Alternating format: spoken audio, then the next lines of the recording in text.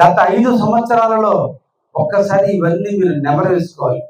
గత 5 సంవత్సరాల్లో ఏ గ్రామాలైనా సిమెంట్ రోడ్లు వేశారా? గత 5 సంవత్సరాల్లో సీఎం రిలీఫ్ ఫండ్ ఈ విధంగా ఇచ్చారా? గత 5 సంవత్సరాల్లో అన్నదాత సుఖీభవ కింద ప్రతి కుటుంబానికి 20,000 రూపాయలు ఇవ్వడం జరిగిందా? లేదంటే తల్లికి వందనం కింద ఎంతమంది బిడ్డలు ఉంటే అంతమందికి 15,000 రూపాయలు ఇవ్వడం జరిగిందా? పిల్లలందరికీ యూనిఫామ్లు కానీ, షూలు కానీ, బుక్స్ కానీ, సాక్సులు కానీ అన్ని కూడా ఇవ్వడం జరిగిందా? ఇచ్చినటువంటి వాటిలో నాణ్యతగా ఉన్నాయా? ఇవన్నీ కూడా మీరు కూడా ఆలోచించాలి. ఏదో ఒక అనాలోచితమైనటువంటి ఆలోచనతో ఏదో ఆయన ఆ పార్టీలో ఉన్నాడు కాబట్టి నేను ఈ పార్టీలో ఉండి ఓటేద్దామంటే మనం తీసుకున్న నిర్ణయం వల్ల మన రాష్ట్రాన్ని మనమే నాశనం చేసుకుంటున్నాం. మనమే మన ప్రాంతాన్ని అభివృద్ధికి నోచుకోకుండా చేసుకుంటున్నాం. ఎవరు నిరంతరం కూడా ప్రజల కోసం ఆలోచిస్తున్నారు, నిరంతరం ప్రజలకు అందుబాటులో ఉంటున్నారు, ఎవరు నిరంతరం కూడా ప్రజలకు ఏదో ఒకటి చేయాలని ప్రయత్నం చేస్తున్నారు. మనకి చేతికి దెబ్బ తగిలితే అమ్మ అని అంటున్నాం, ఫస్ట్ కూర్చుంటే తల్లి.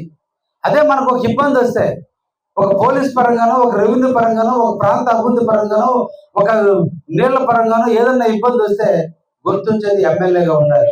ఆ ఎమ్మెల్యే అందుబాటులో ఉన్నాడని మీరందరూ కూడా ఆలోచించాలి. కాబట్టి రాజకీయ పార్టీలు మనకు కాదు, మనకు అందుబాటులో ఉండి పనిచేసేటువంటి పార్టీలని మనం ఆదరించాలి. ఈరోజు 76 సంవత్సరాలు. ఈరోజు ఒక్కసారి ఆలోచిస్తే మన ఇంట్లో కూడా 75 సంవత్సరాల వయసు ఉన్నటువంటి మన తల్లిదండ్రులు, మన తాతలో ఉన్నారు. ఒక్కసారి మనోళ్ళు ఇంట్లో ఏం చేస్తున్నారో ఒక్కసారి ఆలోచించాలి. కానీ ఈరోజు రాష్ట్ర ముఖ్యమంత్రి శ్రీ నారా చంద్రబాబు నాయుడు 76 ఏళ్ల వయసులో రోజుకు 16 గంటల పాటు ఈ రాష్ట్రం కోసం తపన పడుతున్నాడు.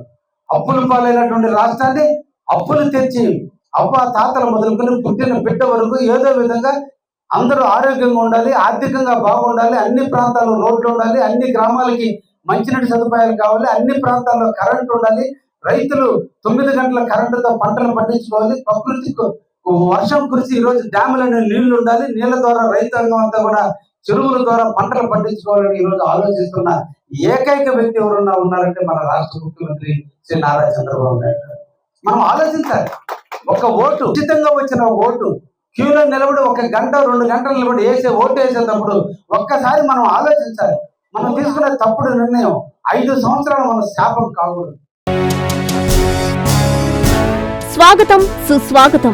నెల్లూరులో ఈ నెల 26 నుంచి 30వ తేదీ వరకు ఎంతో ప్రతిష్టాత్మకంగా జరగనున్న బారా షాహీద్ దర్గా రొట్టెల పండుగకు విచ్చేయుచున్న భక్తులకు స్వాగతం సుస్వాగతం. మీ ఎస్కే సలీం, రొట్టెల పండుగ ఫెస్టివల్ కమిటీ కార్యదర్శి.